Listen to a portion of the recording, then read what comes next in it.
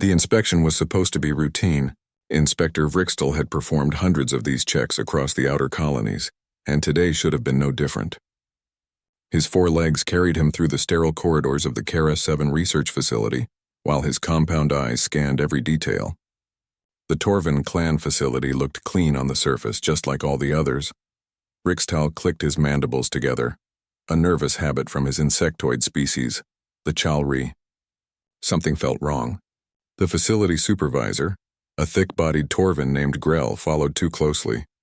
His breathing was heavy and he kept trying to steer Vrixtel away from certain sections. "The lower levels are just storage," Grell said for the 3rd time. "Nothing interesting down there. Just old equipment." But Vrixtel had not survived 50 years as an inspector by ignoring his instincts. "I will see everything," he replied, his translator box converting his clicks into standard galactic speech.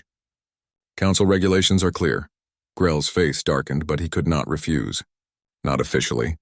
They descended 3 levels on the industrial lift. The air grew colder and carried a strange smell. Not chemicals or machinery, something else. Something that made Vrixtel's antennae twitch with concern. The doors opened to reveal a long corridor lined with reinforced doors. "Security doors. Prison doors. What is stored here?" Vrixtel demanded. "Experimental subjects," Grell said quickly. "All legal. All documented." Vrixtel approached the first door. A small window showed the inside. What he saw made his entire body freeze. Children. Small humanoid children with pale skin and dark hair, huddled together on a thin mat. Their clothes were dirty and torn. Their faces were thin and hollow. One child, barely more than a hatchling by Shalri standards, looked up at the window with empty eyes. "Open this," Vrixtel said quietly. "Inspector, I must insist. Open it." Vrixtel's voice rose to a screech that hurt even his own hearing. Grell reluctantly entered a code. The door hissed open. The smell hit Vrixtel immediately. Unwashed bodies, sickness, and fear. The children pressed themselves against the far wall. Vrixtel entered slowly, keeping his body low to appear less threatening. Among the Chalri, younglings were sacred, all younglings. To harm a child was the greatest sin imaginable. "It is safe," he said softly, though he knew they probably could not understand. "I am here to help." One child, a female with tangled brown hair, stepped forward. She could not have been more than 10 solar cycles old. She held up her thin arms, showing bruises and needle marks. Then she pointed to the others. Some were even younger. 5 or 6 cycles. Babies, really. Vrixtel's mandibles trembled with rage. He activated his personal recording device hidden in his chest carapace. He needed evidence. Undeniable evidence. He moved through the corridor. Door after door held more children. 23 in total. All human. All in various states of neglect and abuse. Some bore signs of medical experimentation. Others had clearly been worked to exhaustion. In the last cell he found files. Digital records that Grell had been too panicked to hide. Vrixtel downloaded everything to his secure storage crystal. Purchase records. Medical logs. Experiment results. The humans had been bought from slavers who found them on a derelict colony ship 30 years ago. The children were not born into this horror. They had been taken. "These are unaffiliated primitives," Grell said from behind him. "No council protection." Perfectly legal salvage under Vrixtel spun faster than Grell expected. His forelegs struck the Torvin across the face, sending him sprawling. "There is no law that permits this," he shrieked. Grell wiped blood from his mouth and smiled coldly. "Actually, Inspector, there is. And if you make trouble, the Torvin clan has many friends. We can make you disappear. Maybe your family too?" Vrixtel said nothing. He simply turned and walked back to the children. He could not free them. Not yet, not alone. But he could do something else. He removed his outer garment, a ceremonial sash that marked his rank. Among his people, to give this to another was a promise of protection. He draped it over the shoulders of the small female who had shown him her bruises. "Help is coming," he told her, hoping somehow she understood his tone, if not his words. Then he left. He walked past Grell without a word, rode the lift to the surface, returned to his ship with steady steps even though every instinct screamed at him to run. Once aboard and sealed in his private cabin, Vrixtel worked quickly. He connected to the quantum communication network.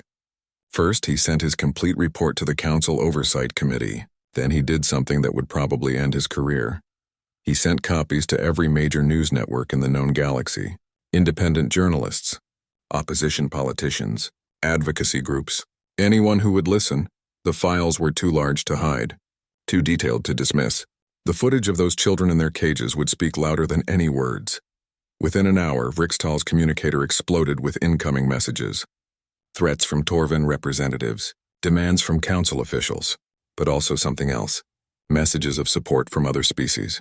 Chalri, Cathari, Luminals, and dozens more. The footage was spreading, faster than anyone could stop it. Across planets and space stations and colonies, millions of beings were watching those human children pressed against cell walls, seeing the needle marks, the bruises, the hopeless eyes. Vrixtal received a final message from Grell. "You have signed your death warrant, Inspector. The Torvin clan does not forgive." But Vrixtal also received a message from someone else, someone unexpected. The sender identity was blocked, but the message was clear. "Inspector Vrixtal, we are grateful for what you have done. We are coming for our children. Stay safe, you will be protected. Signed Earth? Earth." Vrixtal searched his databases. The human homeworld was listed as a primitive planet. Pre-spaceflight civilization, Class 4 development, no contact allowed under Council law. How had they sent an encrypted quantum message? How did they even know about this? His questions were interrupted by another alert. His ship's sensors detected multiple vessels entering the system. Not merchant ships, warships. A Torvin security fleet was coming for him. Vrixtal prepared his ship for emergency jump, but before he could activate the drive, something happened. Space itself seemed to ripple. An unknown ship appeared directly between his vessel and the approaching Torvin fleet. It was sleek and dark, built with technology he did not recognize. His communicator crackled. "Inspector Vrixtal, this is Captain Chen of the Earth Defense Network. We are escorting you to safety. Please follow our nav beacon." "But Earth is primitive," Vrixtal said, confused. "You have no spaceflight." The human's laugh was cold. "We've been out here longer than you think, Inspector. We just prefer people not knowing about us. Follow us, now." The Torvin ships opened fire, but their weapons splashed harmlessly against the unknown human ship's shields. Return fire was precise and devastating. 3 Torvin vessels went dark in seconds. "Jump in 3, Captain Chen said. 2, 1. Space folded, and Vrixtal's ship was pulled along in the human vessel's wake. Behind them, Kara 7 grew smaller. But Vrixtal knew this was just the beginning. The galaxy had seen those caged children, and the galaxy was very, very angry. The universe would remember what happened next. The footage spread like fire in dry grass. Within 12 hours, every connected world in the collective council had seen it. The images of human children behind bars, their thin faces and hollow eyes, played on screens from the core worlds to the furthest colonies. On Cathar Prime, the warrior poets gathered in their meditation halls and declared a state of collective grief. The sight of caged younglings violated their deepest beliefs. The clan leader stood before the planetary assembly and spoke words that would echo across the stars. "The Torvin clan is without honor. They are without soul. Any who deal with them share their shame." The Luminal Collective, beings of pure energy who rarely involved themselves in physical matters, issued a statement that shocked diplomats everywhere. They were severing all trade agreements with Torvin Holdings. Immediately, no negotiations, no grace period. The hive mothers of Realm, usually indifferent to mammalian affairs, sent a simple message. "Even we do not harm the larvae of others. This cannot stand." Species after species joined the chorus of outrage. What the Torvin had done crossed every line. Children were sacred, not just to one species but to nearly every sentient race. To cage them, starve them, experiment on them was unthinkable. The council chamber on the station Nexus Prime was in chaos. Ambassador Elena Vasquez sat in the human observer section, a seat usually empty because humans were not official members. She was a middle-aged woman with steel-gray hair and sharp eyes. She had held this position for 5 years, watching and reporting but never speaking. Today was different. "Ambassador Vasquez," the council speaker called. His voice echoed through the vast chamber. "Humanity has been summoned to answer questions." Elena stood and walked to the central platform. Thousands of representatives from hundreds of species watched her, some with sympathy, others with suspicion. The Torvin delegation glared at her with open hatred. "Ambassador," the speaker continued, These children are human, yet Earth claims to be a primitive world with no spaceflight capability. Explain. Elena smiled, but it was not a warm expression. Earth has had spaceflight for over 200 years. We have had quantum communication for 70 years. We have maintained observation posts throughout the galaxy for 50 years. The chamber erupted in shocked voices. The speaker slammed his authority staff against the floor 3 times before order returned. Why hide this? Demanded a Torvan representative. Why deceive the council? Because we learned from history, Elena replied calmly. We studied every first contact event in galactic records. Do you know what we found? 2 out of 3 newly discovered species either get conquered, exploited, or caught in wars they don't understand. We decided to watch and learn first. A representative from the architect species, ancient beings who rarely spoke, stirred in their suspension tank. Their voice was like wind through crystal, a wise choice. Few are so patient. The children, the speaker said. What will Earth do? We're coming for them, Elena said simply. All of them. And we're bringing friends. The Torvan representative stood. The acquisition was legal under salvage law. The colony ship was abandoned. No distress signal. No survivors found. You claim nothing, Elena interrupted. Her voice was ice. Those children came from the colony ship New Dawn. It left Earth 32 years ago carrying 300 families. It disappeared in the Karis region. We searched for 5 years before we had to give up the active search. But their families never stopped hoping, never stopped waiting. She pulled out a data crystal and inserted it into the central display. Holographic images appeared. Human families holding pictures of their lost loved ones. Mothers and fathers who had aged 30 years still hoping. Children who were now adults waiting for siblings who might never come home. These are the people you stole from, Elena said. These are the families you destroyed. The chamber was silent. Even the Torvan representative sat down. What are your demands? The speaker asked. The children returned safely. Full medical treatment for their injuries. The Torvan clan dissolved and its leaders tried for crimes against sentient beings, and a full investigation into how this happened under council supervision. These demands are, the Torvan representative began. Non-negotiable, Elena finished. We're not asking permission, a recess was called. Elena returned to her seat, but she did not sit. An aide approached a young man named Marcus who had been with her for 3 years. Ambassador, there are threats, he whispered. Security intercepted communications. The Torvan have hired assassins. I know, Elena said. She had expected this. The attack came during the recess in a side corridor near the human section. 3 assassins, professionals from the shadow markets. They moved fast and silent, but they never reached Elena. A figure appeared from nowhere. Male human moving with impossible speed. He wore no uniform, just dark clothing that seemed to absorb light. His movements were precise and brutal.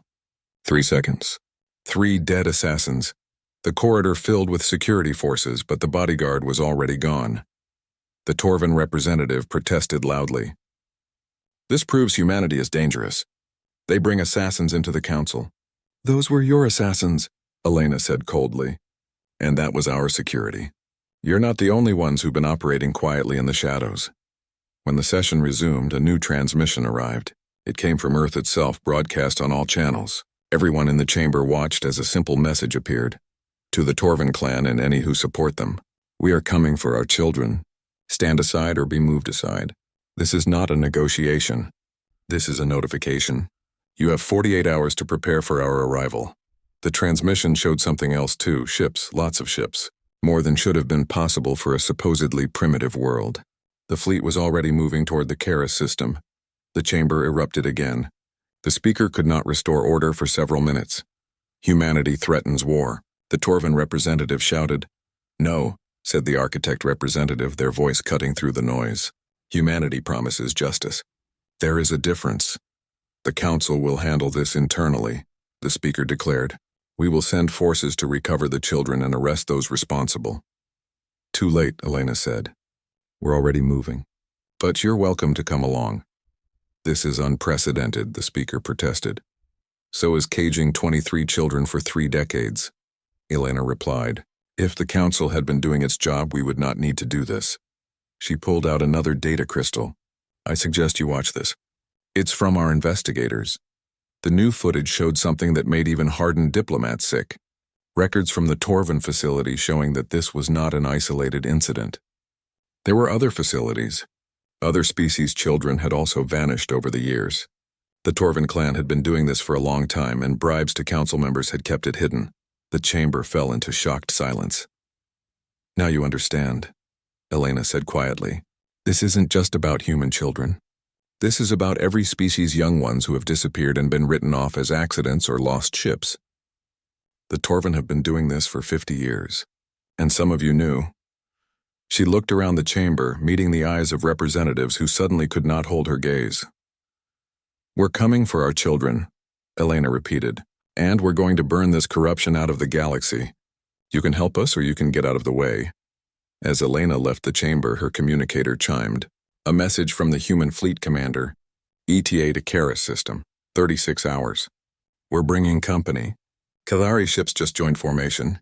Luminalis too. More coming." Elena allowed herself a small smile.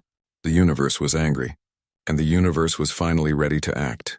The Torvin clan was about to learn what happened when you hurt someone's children. Sarah Chen had been 17 when her baby sister disappeared with the new dawn. She was 49 now, her hair streaked with gray, but she still kept Emma's room exactly as it had been. A shrine to a 5-year-old girl who would be 37 if she was still alive. When the call came from Earth Defense Command, Sarah did not believe it at first. Could not believe it. They had found the new dawn children. Emma might be alive, Sarah was not alone. Across Earth, families were receiving the same message. The parents who had aged 30 years without answers. The siblings who had grown up with ghosts. The grandparents who had never stopped hoping. The colony ship New Dawn had carried 300 families to a new world. When it vanished, Earth had searched desperately for 5 years. They found nothing. No debris. No distress signals. Just silence. Eventually, the search was called off. The families were told to accept that their loved ones were gone, but the families never truly accepted it. They formed support groups. They pressured politicians. They raised money for private search efforts. And when Earth developed its hidden space program, they demanded that their government keep looking. Now, 32 years later, the answer had come. And it was worse than anyone had imagined. Sarah watched the news reports showing the footage from Kara 7. She saw the caged children and felt her heart break. Were any of these her Emma? The children's faces were hard to see clearly. They were so thin, so scared. Earth Defense Command set up emergency centers in every major city. Medical teams prepared. Psychologists specialized in trauma stood ready. Families gathered, hoping and terrified at the same time. Meanwhile, in orbit above Earth, the hidden fleet prepared to launch. These were not the primitive chemical rockets that Earth showed to any watching alien telescopes. These were quantum drive vessels, powered by technology that Earth scientists had developed in secret underground facilities. Admiral Marcus Rivera stood on the bridge of the ESS Defiance, the flagship of Earth's hidden navy. He had lost a nephew on the New Dawn. The boy's name was Carlos, and he had been 8 years old. Full of energy and questions, gone in an instant when the colony ship vanished. "Status?" Rivera asked. "All ships ready?" His tactical officer reported. 47 vessels. Full combat loadout. Medical ships standing by. Allied fleet status? The Cathari have sent 12 warships. The Luminal Collective is providing 5 support vessels. We're receiving notification of more ships joining from other species. Sir, this is becoming the largest coalition fleet in recent history. Rivera nodded grimly. The galaxy was angry. Species that had been neutral or even hostile to each other were coming together, all because of those caged children. Communications from the Vreln Hive, another officer reported. They're sending 6 ships. They say, and I quote, "Even we protect the young. We stand with Earth." Rivera felt a surge of emotion. The Vreln had killed thousands of humans in border conflicts just 20 years ago. But this was different. This went beyond old hatreds. "Signal from the surface," the communications officer said. "Ambassador Vasquez requests a direct line." Elena's face appeared on the screen. She was still at Nexus Prime, the council station. "Admiral, the council is trying to negotiate a peaceful resolution. They want us to stand down and let them handle it." "What did you tell them?" Rivera asked. "I told them they had 30 years to handle it and they failed. We're not stopping." "Good. What's the political situation?" "Complicated. Some council members are with us. Others are angry that we hid our capabilities. The Torvin are fortifying their positions and hiring mercenaries. They think they can hold us off until political pressure forces us to back down. Rivera smiled coldly. They're wrong. We're not politicians. We're parents, and we're coming for our children. Elena's expression softened. Marco, be careful. Intel suggests the Torvin have access to weapons we haven't seen before. This could get bloody. It's already bloody, Rivera replied. Those children have been bleeding for 30 years. It's time someone else did. The fleet launched 6 hours later. 47 Earth ships followed by vessels from 24 other species. They moved as one, jumping through quantum space toward the Keras system. On the Defiance's bridge, Rivera watched the star map. The Keras system was 8 jumps away. They would arrive in 30 hours. He hoped they would not be too late. In his private quarters, he kept a picture of Carlos. The boy was smiling, holding a toy spaceship, excited about the adventure to a new world. Rivera touched the picture frame gently. I'm coming, Carlos. If you're there, if you're alive, I'm coming. While the fleet traveled, Earth's intelligence services worked overtime. They hacked into Torvin communication networks. They bribed sources. They called in favors from species who wanted to help. What they found made everyone's blood run cold. The Keras 7 facility was not the only one.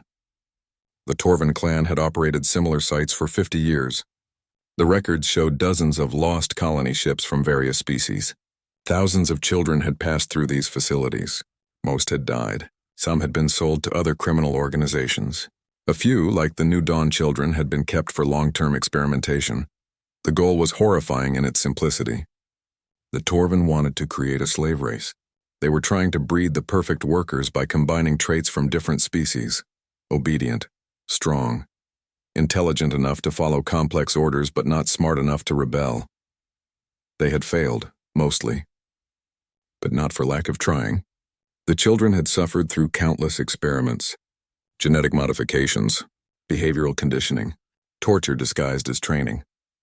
When this information was released to the fleet, the mood changed. This was no longer just a rescue mission. This was an extermination. The Torvin clan had forfeited any right to mercy. Incoming transmission, the communications officer reported. It's from Keras 7, direct message to Earth. Rivera tensed. Put it through. A face appeared on the screen. Young, female, human. She had dark hair pulled back from a thin face. Her eyes were old despite her young features. Behind her, other children were visible. Different species, all with the same haunted look. My name is Maya, the girl said. Her voice was steady despite obvious fear. I'm 12 years old. I was 3 when the New Dawn was taken. I don't remember Earth, but I remember my mother's stories about it. She paused and Rivera saw her hands were shaking. They told us no one was coming. They said Earth had forgotten us. They said we were alone. Maya's voice cracked slightly, but Inspector Vrixtel said help was coming. Is it true? Are you really coming? Rivera felt tears on his face. He was not ashamed. Yes, he said firmly. We're coming. We never stopped looking for you. We never forgot. Hold on just a little longer. Maya nodded. Other children moved closer to her, seeking comfort from the only leader they had known. There are 23 of us from New Dawn, Maya continued, but there are others here too. Different species. The Torvin keep us separated, but we figured out how to talk to each other. We've been taking care of each other. We won't give up. Neither will we, Rivera promised. Maya, I need you to do something for me. Keep everyone safe. Keep them calm. We'll be there in less than 30 hours. We'll be ready, Maya said. Then her image flickered. They're coming. I have to go. The transmission ended. Rivera turned to his crew. Every face showed the same determination. The same fury, all ships, he broadcast to the fleet. You just saw why we're here. That's Maya, she's 12 years old. She's been a prisoner since she was 3. She's been protecting other children for 9 years. She's braver than most soldiers I've known. He paused, letting that sink in. We're going to bring her home. We're going to bring all of them home. And we're going to make sure this never happens again. Prepare for battle. The Torvin clan is about to learn what happens when you cage someone's children. The fleet jumped forward, racing toward Keras 7, racing toward justice. The Keras system's outer sensors detected the incoming fleet 90 minutes before arrival. Alarms blared across Torvin defensive positions. Merchant Prince Kavros, the clan leader responsible for the facility, watched the tactical display with growing concern. "How many ships?" he demanded. "At least 70, his tactical officer reported.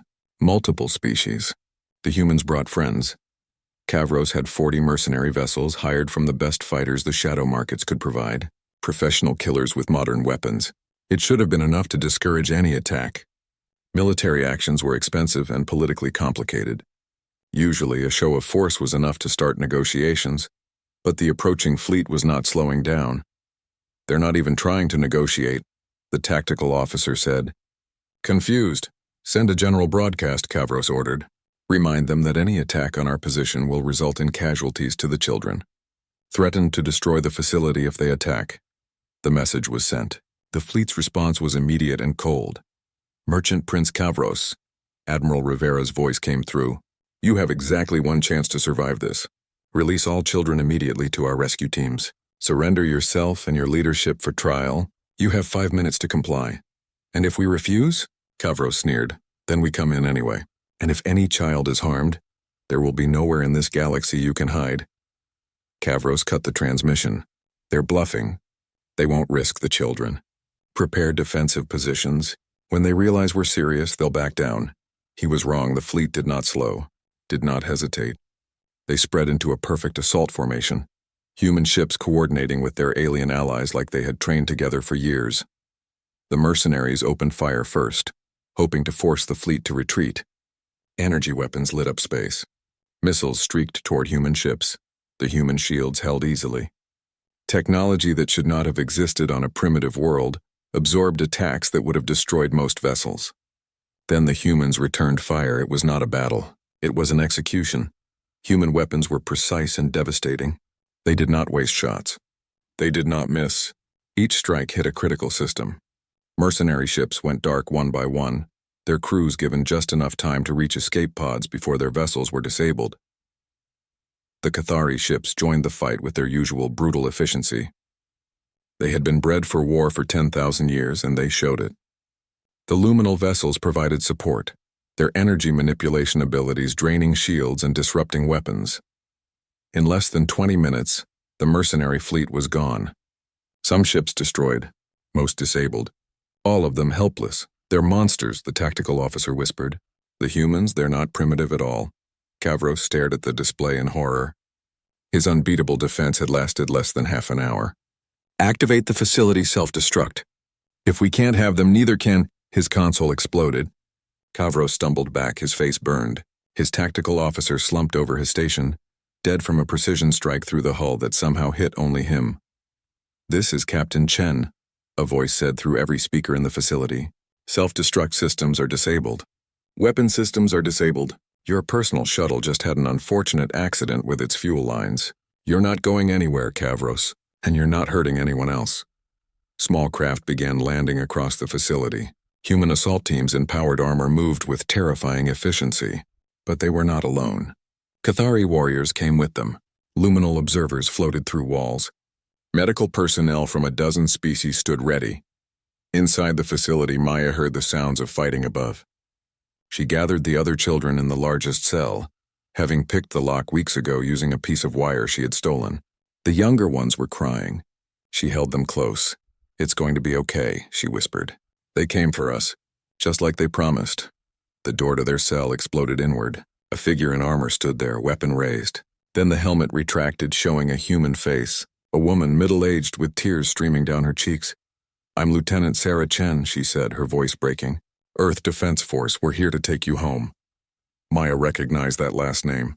Chen, like Dr. Chen from the New Dawn, who had told her stories when she was little. "Before the Torvin came, before everything went dark, are you Emma's sister?" Maya asked quietly. Sarah froze. "You know Emma? Is she—" Maya pointed to a small girl hiding behind her. Maybe 10 years old, thin and scared, but alive. Sarah fell to her knees. "Emma, baby, it's Sarah, your sister. I've been looking for you for 30 years. Emma stared at her, uncertain. She had been 5 when taken. Her memories were fragments and dreams. "You used to sing to me," Emma said slowly. "Before bed. Something about stars. Twinkle, twinkle, little star," Sarah sang through her tears. How I wonder what you are. Emma's face crumbled. She ran to Sarah and the two sisters held each other and cried. But there was no time for reunions. Not yet. The facility was massive and there were other children to find. The rescue team split up, following maps uploaded from Vrixtel's stolen files. They found more than they expected. Not just the 23 from New Dawn. There were children from 6 other species. 37 in total. Some had been prisoners for even longer than the humans. A medical team arrived immediately. Doctors and medics from multiple species worked together. They treated injuries, administered nutrients, provided emergency care for the worst cases. Some children were in critical condition, their bodies damaged by years of abuse. Maya refused to be treated until all the younger ones were cared for. She moved among the rescue teams, helping calm frightened children from other species. She knew their languages, learned over years of whispered conversations through cell walls. Admiral Rivera himself came down to the facility. He walked through the corridors, seeing the cells, the medical equipment used for experiments, the records of children who had not survived. His face was stone, but his eyes burned with fury. They found Kavros trying to hide in a storage room.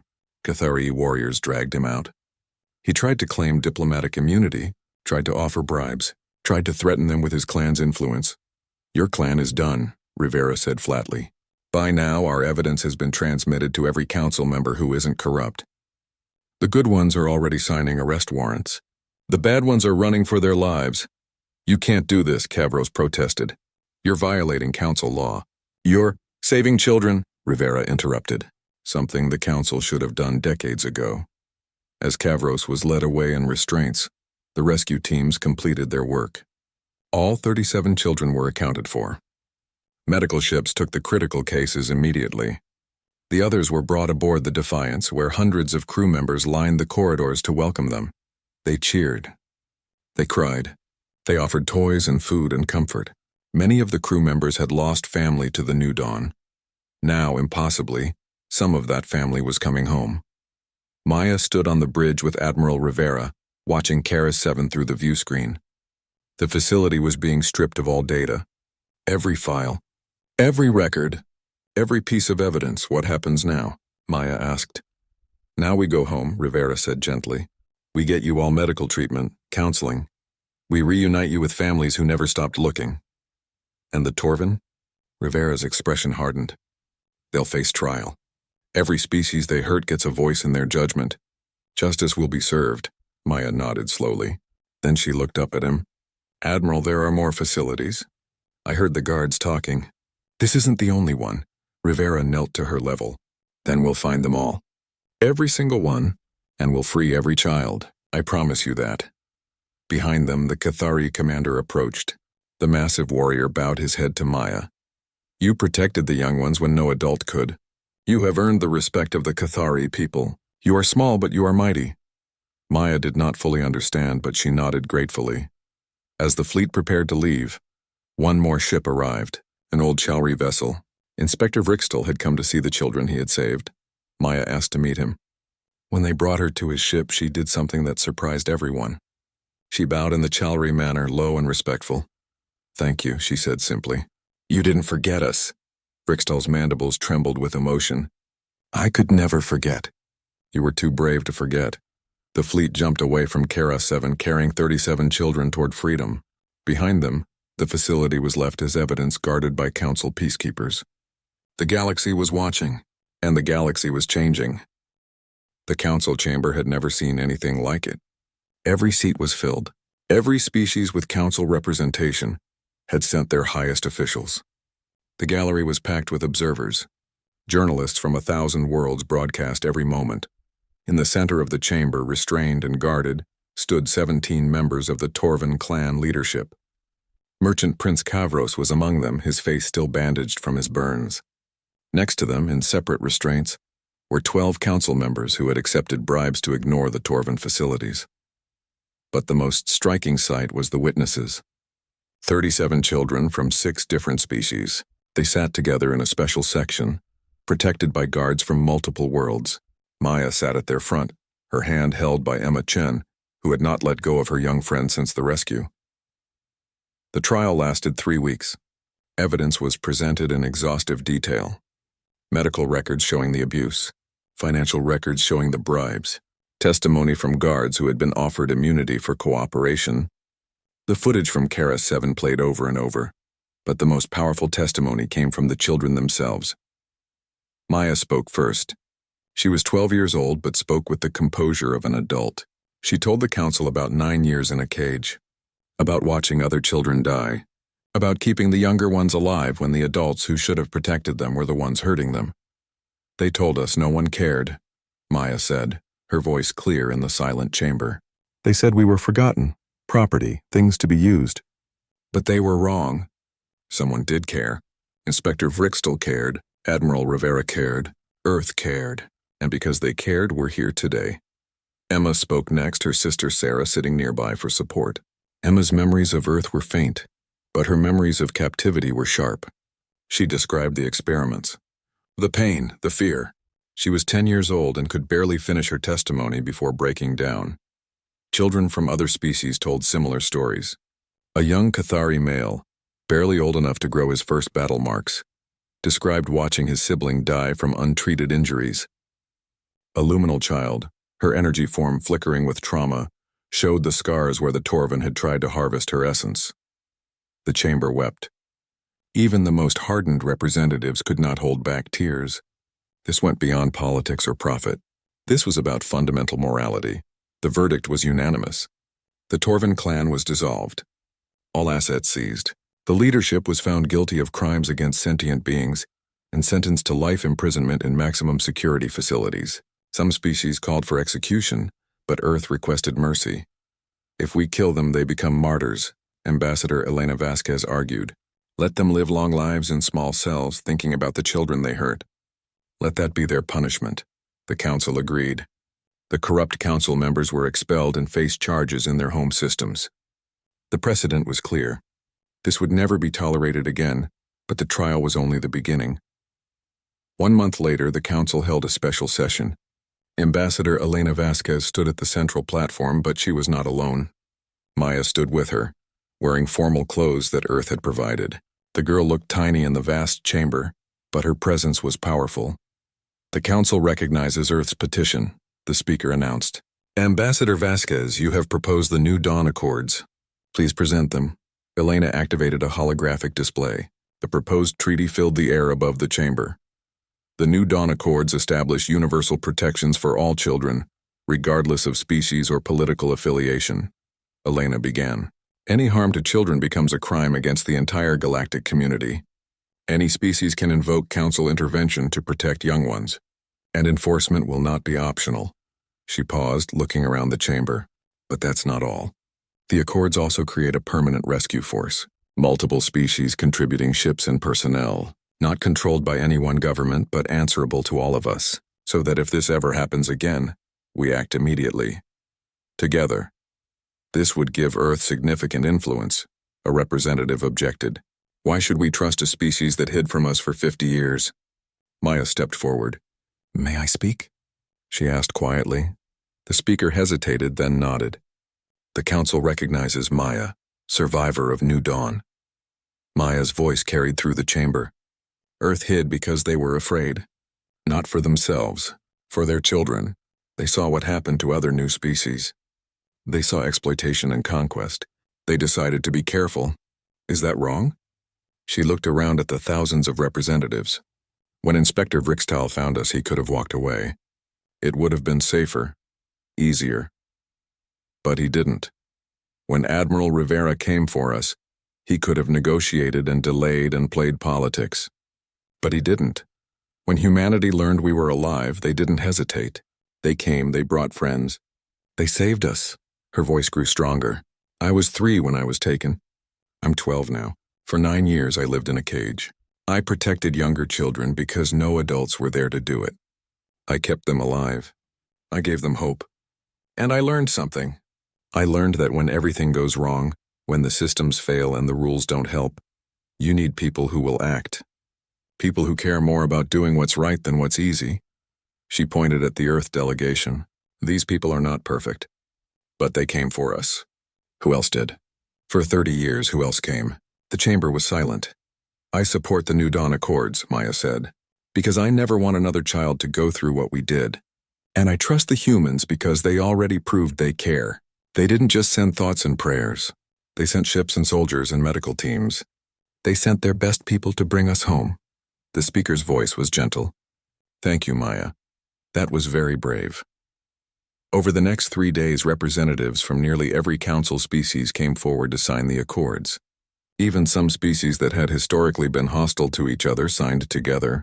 The Karis incident had changed something fundamental in galactic politics. The Cathari representatives signed with their blood, a mark of deepest commitment. The Luminal Collective infused their signature with pure energy. The ancient architects, who had not signed a treaty in 1,000 years, added their mark.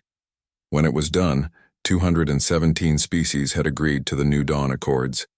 It was the most comprehensive treaty in galactic history. Earth was offered full council membership. Elena's response surprised many. "We'll accept observer status with enhanced rights," she said. "Full membership. We'll discuss that in a few more decades. We're still learning how this galaxy works, but we're happy to help protect its children while we learn." The decision was respected. Earth had proven itself but remained humble. It was a combination that earned widespread admiration. 10 years passed. The changes were profound and lasting. Maya graduated from the first multi-species university at age 22. She specialized in interspecies child welfare and advocacy. She traveled to dozens of worlds, speaking about her experiences and working to strengthen protections for vulnerable young ones. The other New Dawn survivors also found their paths. Emma Chen became a doctor, helping children recover from trauma. Others became teachers, ambassadors, or joined the New Dawn Rescue Force that had been established under the Accords. The Rescue Force, staffed by volunteers from 50 species, had freed over 800 children from illegal facilities in its first decade. The Karis incident was not the last, but the response was now swift and overwhelming. Child trafficking had not ended, but it was no longer invisible. Admiral Rivera retired from military service and became the director of the New Dawn Foundation, a charity that helped survivors of trafficking recover and rebuild their lives. Sarah Chen worked beside him, having left military service to be close to Emma. Inspector Vrixtal received the Council's highest civilian honor. He retired from service but continued advocating for reform. He and Maya remained friends, exchanging messages regularly across the light years. The Torvan clan was gone, its name a curse word in every language, but the galaxy had changed in ways that went far beyond one evil organization's fall. Species that had been enemies learned to cooperate. Trade routes were secured. New treaties were signed. The Council reformed itself, implementing transparency measures and oversight that prevented the kind of corruption that had enabled the Torvan. On the 10th anniversary of the Karis rescue, a monument was unveiled on Nexus Prime. It showed children of multiple species holding hands in a circle: human, Cathari, luminal, Chalri, dozens more. At the base was a simple inscription in every known language: "Never again. Any child. Any world." The dedication ceremony was attended by thousands. Maya spoke, as did Admiral Rivera and Inspector Vrixtal. But the most moving moment came when the surviving children, now young adults, stood together and pledged to continue the work of protecting the next generation. That evening, Maya stood with Elena Vasquez on an observation deck, watching the stars. "Do you think it will last?" Maya asked. "The Accords. The changes. Do you think people will remember?" Elena smiled. "The universe will remember. Because you made it impossible to forget. You survived. You testified. You showed everyone what happens when we fail our children. That's a powerful reminder." Maya nodded slowly. "I still have nightmares sometimes. About the cages. About the children who didn't make it.